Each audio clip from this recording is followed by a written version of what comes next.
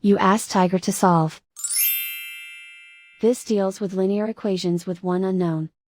The final result is x equals 10/3. Let's solve it step by step. Group all constants on the right side of the equation. Add 40 to both sides. Simplify the arithmetic.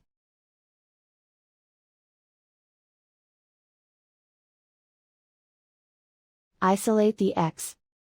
Divide both sides by 12. Simplify the fraction.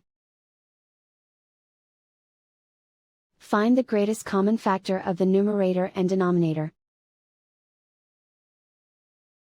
Factor out and cancel the greatest common factor.